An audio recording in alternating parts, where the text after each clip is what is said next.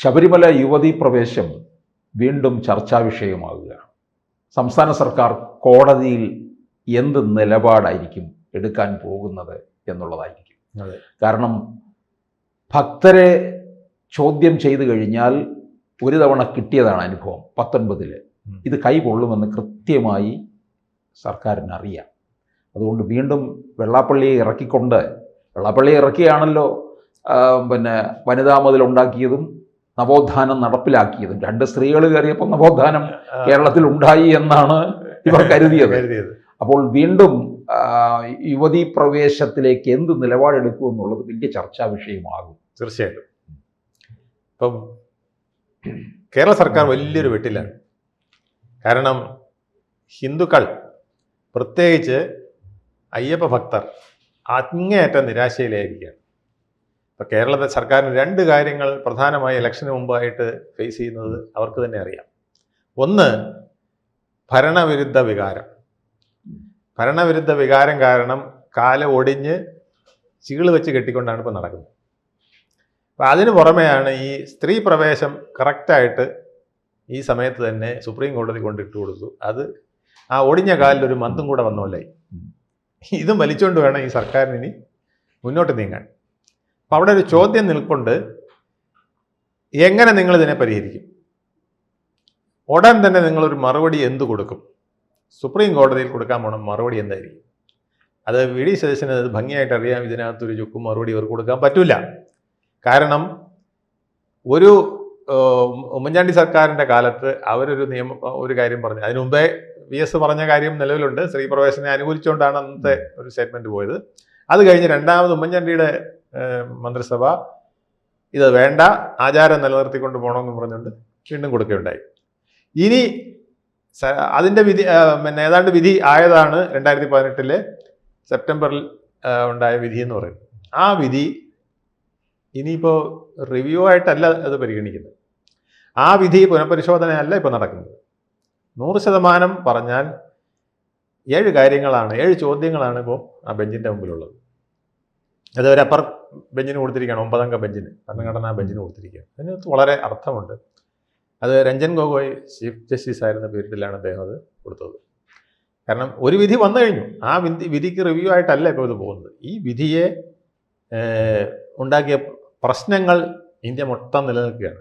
ഒരു മതത്തിനല്ല, പല മതത്തിനും ഈ പ്രശ്നങ്ങൾ വരുന്നു. ആ വിധി എങ്ങനെ കൈകാര്യം ചെയ്യും എന്നുള്ളതാണ് ഇപ്പോൾ ഇവിടുത്തെ മുഖ്യ പ്രശ്നം. അതായത് ആർട്ടിക്കിൾ 14 നമുക്ക് തുല്യത പറയുന്നുണ്ട്. ആ തുല്യത എവിടെയൊക്കെ വരെ ആകാം. എന്നാൽ ആർട്ടിക്കിൾ 25 നിങ്ങൾക്ക് ഇഷ്ടമുള്ള മതവും മതത്തിൻ്റെ വിശ്വാസവും അതിൻ്റെ ആചാരങ്ങളും അതിൻ്റെ അനുഷ്ഠാനങ്ങളും നിലനിർത്താമെന്നൊരു ഫണ്ടമെൻ്റൽ റൈറ്റും കൂടെ പറയുന്നുണ്ട്.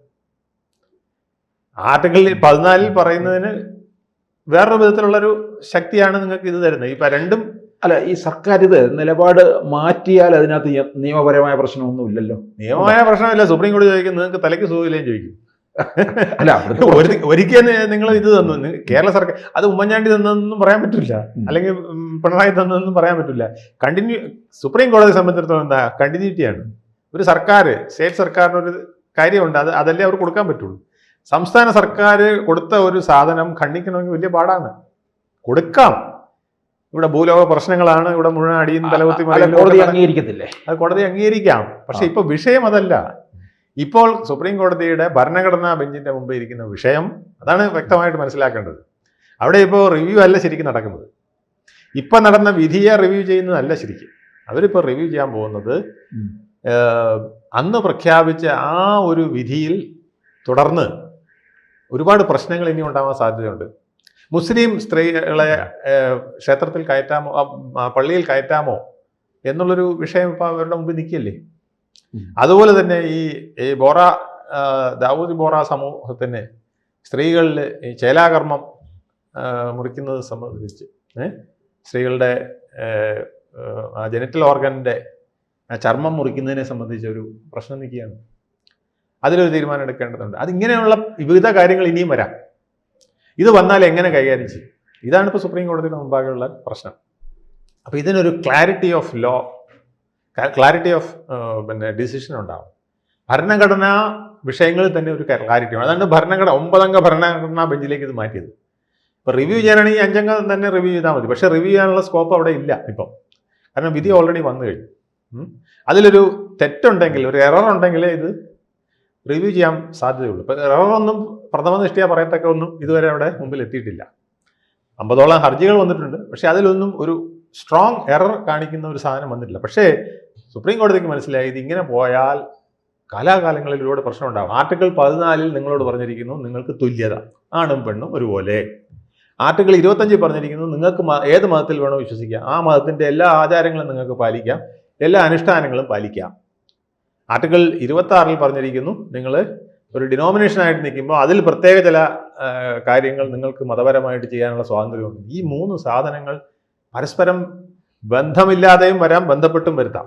അപ്പോൾ ഇതെങ്ങനെ ആക്കണം, ബന്ധപ്പെടുത്തി എങ്ങനെ ആക്കണം, ഇത് പരിക്കില്ലാതെ എങ്ങനെ കൊണ്ടുപോകണം എന്നുള്ളത്. അതായത് സുപ്രീം കോടതിക്ക് ഈ ആർട്ടിക്കിൾ 25 ആർട്ടിക്കിൾ 14 പറഞ്ഞിരിക്കുന്നത് വെച്ച് വിധി പ്രഖ്യാപിക്കാൻ അവകാശമുണ്ടോ എന്നുള്ളത്. ഭരണഘടന തുല്യതയിൽ സുപ്രീം കോടതിക്ക് തീർച്ചയായിട്ടും പ്രഖ്യാപിക്കാം.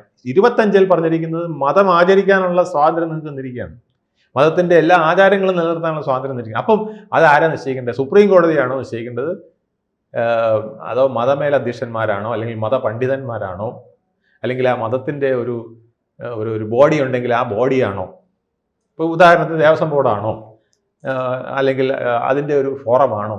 ഇങ്ങനെ ഉള്ള ചോദ്യങ്ങളോട് നിൽക്കുകയാണ്. ഇതിനിടയ്ക്ക് ഈ തെരഞ്ഞെടുപ്പ് വിജ്ഞാപനം വന്നു കഴിഞ്ഞാൽ കോടതിയിൽ ഈ കാര്യം സർക്കാരിന് ബോധ്യപ്പെടുത്തുന്നതിൽ എന്തെങ്കിലും തെരഞ്ഞെടുപ്പ് ഇതിനകത്ത് ഈ പറഞ്ഞ ചോദ്യങ്ങളാണ് അവിടെ ഉള്ളത്. ഈ 7 ചോദ്യങ്ങൾ ചോദിച്ചതിനകത്ത് ഇതൊക്കെയാണ് വരുന്നത്. ഇത് പിൽ പബ്ലിക് ഇൻട്രസ്റ്റ് ലിറ്റിഗേഷനായിട്ട് ഇത് ഫയൽ ചെയ്യാമോ? അതൊരു ചോദ്യമാണ്. അതൊരു പ്രശ്നം നിൽക്കുകയാണ്.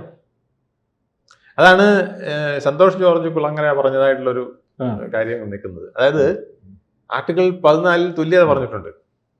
ആ ആർട്ടിക്കിൾ 14 പറഞ്ഞ തുല്യതയും ആർട്ടിക്കിൾ 25 പറഞ്ഞ നിങ്ങൾക്ക് ഇഷ്ടമുള്ള മതം ആചരിക്കാമെന്ന് പറയുന്നതും രണ്ടും തമ്മിൽ ക്ലാഷ് വരേണ്ട കാര്യം തന്നെ ഇല്ലെന്ന് അദ്ദേഹം പറയുന്നത്. അതായത് നിങ്ങൾ മതവിശ്വാസിയാണെന്നാണ് ആദ്യം പറയേണ്ടത്. ഈ ആർട്ടിക്കിൾ 25 പ്രകാരം ഞാൻ ഒരു മതവിശ്വാസിയാണ്. മതവിശ്വാസിയാണെങ്കിൽ എന്ത് വേണം? മതത്തിൽ പറയുന്ന എല്ലാ ആചാരവും പാലിക്കണം. അവിടെ നിങ്ങൾ തുല്യതയും കൊണ്ടുവരരുത്. ഞാൻ പെണ്ണാണ്, അതുകൊണ്ട് എൻ്റെ ആ അവകാശവും എൻ്റെ റിലീജിയസ് അവകാശവും കൂടെ കൂട്ടിക്കുഴച്ച് കൊണ്ടുവരണ്ട. നിങ്ങൾ രണ്ടും കൂടെ പറയരുത്. ഒന്നുകിൽ നിങ്ങൾ മതവിശ്വാസിയാണെന്ന് പറയാം. മതവിശ്വാസിയാണെന്ന് പറഞ്ഞാൽ മതത്തിൻ്റെ ആചാരങ്ങൾ പാലിക്കാൻ ബാധ്യസ്ഥയാണ്. പെണ്ണായാലും ആണായാലും അവിടെ പിന്നെ വേറെ തുല്യത കൊണ്ടുവരരുത്. മതത്തിൻ്റെ ആചാരങ്ങളിൽ ചില തുല്യത ഇല്ലായ്മയുണ്ട്. ഇപ്പം പള്ളിയിൽ അച്ഛൻ പാടില്ല, ഇനി പള്ളിയിൽ അമ്മയെ പാടുള്ളൂ എന്ന് പറഞ്ഞാൽ എങ്ങനെ ഇരിക്കും? കന്യാസ്ത്രീകളെല്ലാം കൂടെ ഇനി നേരെ അച്ഛനായിട്ട് വരട്ടെ, ഇവർ വേണം വെഞ്ചരിക്കാനും പ്രാർത്ഥിക്കാനും എന്നൊക്കെ പറഞ്ഞ് വന്നു കഴിഞ്ഞാൽ ഇതുപോലത്തെ 100 കൊനസ്റ്റുകൾ വരുന്നേ.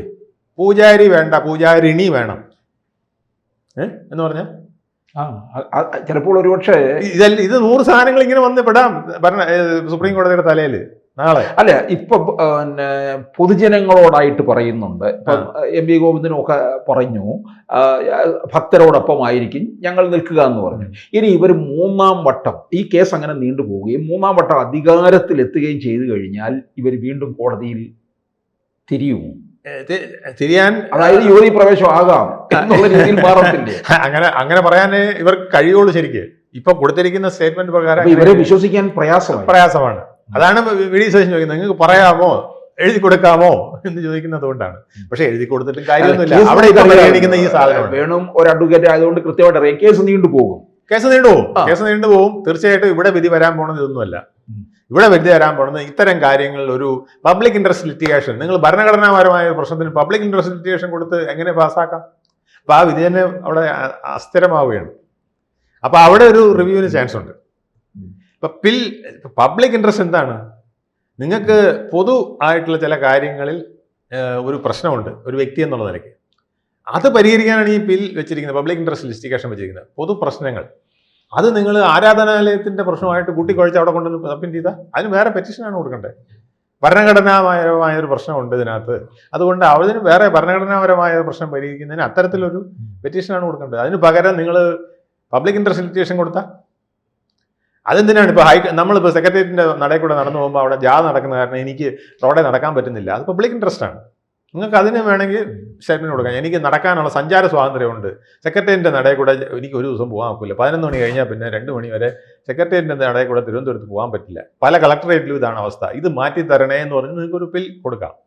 പക്ഷേ നിങ്ങൾക്ക് ആർട്ടിക്കിൾ 25 പറഞ്ഞിരിക്കുന്ന മതസ്വാതന്ത്ര്യത്തിന് എതിരെ നിങ്ങൾ എങ്ങനെയാണ് പബ്ലിക് ഇൻട്രസ്റ്റ് ആകുന്നത്? നിങ്ങളുടെ മതത്തിന്റെ മാത്രം ചുരുങ്ങുന്ന ഒരു ഇൻട്രസ്റ്റ് അല്ലേ? അതിൽ തന്നെ നിങ്ങളുടെ ഒരു വ്യക്തിപരമായ മത ആചാരത്തിന്റെ ഒരു പ്രശ്നമാണ് അവിടെ നിൽക്കുന്നത്. അത് പബ്ലിക് ഇൻട്രസ്റ്റ് അല്ല, അത് ആ റിലീജിയനുമായി ബന്ധപ്പെട്ടതാണ്. അതിന് വേറെ പെറ്റീഷനാണ് ആണോ കൊടുക്കേണ്ടത്? അത് ഇതിനകത്ത് കൊണ്ടുവരാമോ എന്നുള്ള ചോദ്യം നിൽക്കുകയാണ്. അപ്പൊ പബ്ലിക് ഇൻട്രസ്റ്റ് ലിറ്റിഗേഷൻ പാടില്ല എന്ന് പറഞ്ഞാൽ തന്നെ റിവ്യൂവിന് സ്കോപ്പായി. ഇപ്പൊ സുപ്രീം കോടതി 9-അംഗ ബെഞ്ച് പറയാണ് അങ്ങനെ പബ്ലിക് ഇൻട്രസ്റ്റ് ലിറ്റിഗേഷൻ കൊടുക്കുന്നത് പൊതുവായ കാര്യങ്ങൾക്കായിരിക്കണം, അല്ലാതെ ഈ റിലീജിയസ് കാര്യങ്ങൾ, ഈ ആർട്ടിക്കിൾ 25 പറഞ്ഞിരിക്കുന്ന, ആർട്ടിക്കിൾ 26 പറഞ്ഞിരിക്കുന്ന ആ ഡിനോമിനേഷന്റെ റിലീജിയസ് ഡിനോമിനേഷന്റെ പ്രശ്നങ്ങളിലുള്ള കാര്യങ്ങളാണ് എന്ന് വന്നാൽ തീർച്ചയായിട്ടും പിന്നെ പബ്ലിക് ഇൻട്രസ്റ്റ് ലിറ്റിഗേഷനെ പാടില്ല എന്ന് പറഞ്ഞാൽ ഈ പബ്ലിക് ഇൻട്രസ്റ്റ് ലിറ്റിഗേഷനിൽ പറഞ്ഞിരിക്കുന്ന ഈ ഉത്തരവ് സ്ത്രീ പ്രവേശനം എന്ന് പറഞ്ഞത് റിവ്യൂ ചെയ്യാൻ സുപ്രീം കോടതിക്ക് സ്കോപ്പ് വരും. അങ്ങനെയാണെങ്കിൽ അതിന്റെ ബേസിൽ വീണ്ടും ഇത് റിവ്യൂ ചെയ്യാം. അന്ന് റിവ്യൂ ചെയ്യുമ്പോൾ വേണമെങ്കിൽ കേരള സർക്കാരിന് മാറ്റിയും കൊടുക്കാം. ഞങ്ങളിങ്ങനെ ഒരു കാര്യം പറഞ്ഞു പോയി, പക്ഷേ ഒരു രക്ഷയില്ല, അയ്യപ്പ ഭക്തന്മാർ ഞങ്ങളെ വിടുന്നില്ല, ഞങ്ങൾ 10-35 പേരെ അറസ്റ്റ് ചെയ്തു, 10-35 എണ്ണത്തിനടുത്ത് കേസും കള്ളക്കേസും ഒക്കെ എടുത്തു, എന്നിട്ടും ഒരു രക്ഷയില്ല, ഇപ്പോഴും എല്ലാം തുള്ളിക്കൊണ്ട് നിൽക്കുകയാണ് ഇവിടെ, നാട് മുടിഞ്ഞു പോകും ഇങ്ങനെയായ. അതുകൊണ്ട് എത്രയും പെട്ടെന്ന് ഈ വിധി മാറ്റിത്തരണേ, ഞങ്ങൾ ചെയ്ത അബദ്ധം തിരുത്തണേ എന്ന് വേണമെങ്കിൽ വീണ്ടും കൊടുക്കാം. കൊടുത്തുണ്ടായൊന്നുമില്ല, അതിന് ന്യായം പറയണമെന്നേ ഉള്ളൂ. അവിടെ കൊട്ടു കൊടുക്കും. ആ കൊട്ടു കൊടുക്കുമ്പോൾ ഇതാണ് കാര്യം, ഞങ്ങളിങ്ങനെ ഒരു അബദ്ധം കാണിച്ചു പോയി. ഉമ്മൻചാണ്ടി ആയിരുന്നു മിടുക്കൻ, അദ്ദേഹമാണ് കറക്റ്റ് പറഞ്ഞത്, ഞങ്ങൾ പറഞ്ഞ ആന മണ്ടത്തരമായി തിരുത്തണം എന്ന് പറയാം. അതിപ്പോഴല്ല, അതിന്റെ സ്റ്റേജ് വരുമ്പോൾ. ഇപ്പൊ ചോദിച്ചിരിക്കുന്ന 7 ചോദ്യത്തിന് ഉത്തരം കൊടുക്കാൻ പറ്റുള്ളൂ. ആ 7 ചോദ്യത്തിന് ഉത്തരം കൊടുക്കാനായിട്ട് VS-ന്റെ പീരീഡിൽ ഒരു സാധനം അവർ ഇട്ടിട്ടുണ്ട് കേട്ടോ. അന്നൊരു കാര്യം പറഞ്ഞിട്ടുണ്ട്, ഈ മതപണ്ഡിതന്മാരുടെ ഒരു സംഘടന, ഒരു കൺസോർഷ്യം പോലെ ഒരു സാധനം ഉണ്ടാക്കി അവർ ഇത് നിശ്ചയിച്ചിട്ട് വേണോ ഇത് ചെയ്യാൻ എന്നൊക്കെ പറഞ്ഞൊരു ചോദ്യം അന്ന് ചോദിച്ചിട്ടുണ്ട്. ആരോ ബുദ്ധിമാന്മാർ VS-ന്റെ അടുത്ത് പറഞ്ഞു കൊടുത്തതായിരിക്കും. അങ്ങനെ VS അങ്ങനെ ഒരു പാരഗ്രാഫ് തന്നെ അതിട്ടുണ്ട്. അതൊരു പക്ഷേ ഇവർക്ക് ഗുണമായി വന്നേക്കാം. എന്തായാലും സ്ത്രീ പ്രവേശനത്തിൽ ഒരു അഭിപ്രായം സർക്കാർ കോൺക്രീറ്റ് ആയിട്ട് ഇടത് സർക്കാരിൻ്റെ ഒരു അഭിപ്രായം സ്വീകരിക്കണം. അത് മുഖ്യമന്ത്രി ക്ലിയർ ആയിട്ട് പറയേണ്ടതാണ്. ഞങ്ങൾ എന്ന് ഇനി വന്നാലും ഇതായിരിക്കും ഞങ്ങളുടെ. വെള്ളാപ്പള്ളി പറഞ്ഞ പോലെ വെള്ളാപ്പള്ളിയെ കൊണ്ട് ഞങ്ങൾ മതിലൊക്കെ കെട്ടിച്ചു, പക്ഷേ ആ മതിൽ ഞങ്ങൾ പൊളിക്കുന്നു. ഈ സ്ത്രീ പ്രവേശനത്തിന് അനുകൂലിച്ച് ഞങ്ങൾ കേരളം മുഴുവൻ കെട്ടിയ, വെള്ളാപ്പള്ളിയുടെ നേതൃത്വത്തിൽ കെട്ടിയ മതിൽ ഞങ്ങൾ വെള്ളാപ്പള്ളിയെ കൊണ്ട് തന്നെ ഇതാ പൊളിപ്പിക്കുന്നു. എന്നിട്ട് ഞങ്ങൾ തിരുത്താൻ പോകണു എന്ന് പറയേണ്ട ബാധ്യതയെങ്കിലും ഉണ്ട്. ഇലക്ഷന് മുമ്പ് പറഞ്ഞില്ലെങ്കിൽ ചിലപ്പോൾ പണി കിട്ടും. ഞാൻ പറഞ്ഞില്ലേ, ഒടിഞ്ഞ കാല് ഗവൺമെന്റിന് എതിരായി ഇപ്പം നിൽക്കുന്നുണ്ട്. അതിന് പുറമെ ഈ യുവതീ പ്രവേശന മന്ദം കൂടെ വന്നാൽ സർക്കാർ വെള്ളം കുടിക്കും. അതുകൊണ്ട് ഇതിന് ഒരു സ്റ്റാൻഡ് എടുത്തേ പറ്റൂ. ആ സ്റ്റാൻഡ് എന്തായാലും വെറുതെ വെളിയിലെങ്കിലും പറഞ്ഞേ പറ്റുള്ളൂ. ഇപ്പോൾ സുപ്രീം കോടതിയെ കൊണ്ടു കൊടുക്കുന്നത് വേറെ ആയിരിക്കാം, പക്ഷേ എന്തായാലും ഞങ്ങൾ ഇതാണ് സ്റ്റാൻഡ് എന്ന് പറഞ്ഞേ പറ്റുള്ളൂ. ഇനി എന്ന് വന്നാലും ഇതായിരിക്കും ഞങ്ങളുടെ സ്റ്റാൻഡ്. ദേവസ്വം ബോർഡ് ഇത് എഴുതി വെക്കാൻ പോകുന്നു, ബോർഡ് കൂടി ശ്രീ ജയകുമാറിനെ കൊണ്ടത് എഴുതിയും കൂടെ വെപ്പിച്ചാൽ നല്ലതായിരിക്കും. ഇല്ലെങ്കിൽ പണി കിട്ടും. വെള്ളാപ്പള്ളിക്കും ഇനി വെളിയിറങ്ങി നടക്കാൻ പറ്റാതായിട്ടുണ്ട്. അതുകൊണ്ടാണ് അദ്ദേഹം മതിൽ കെട്ടിയ ആള്, സ്ത്രീ പ്രവേശത്തിന് അനുകൂലിച്ച് മതിൽ കെട്ടിയ ആൾ ഇപ്പം തിരുത്തി പറഞ്ഞിരിക്കുന്നത്. സ്ത്രീയെ പ്രവേശിപ്പിക്കണമെന്ന് പറഞ്ഞ് ഇനി മതിൽ കെട്ടും. അടുത്ത മതിൽ അദ്ദേഹം കെട്ടും. അതിനുള്ള പരിപാടിയാണ്. എന്തായാലും സ്വാമിയെ ശരണമയ്യപ്പ. കൂടുതൽ വാർത്തകളും വിശേഷങ്ങളും നിങ്ങളിലേക്ക് എത്താൻ ABC മലയാളം സബ്സ്ക്രൈബ് ചെയ്യുക, ബെൽ ബട്ടണും അമർത്തുക.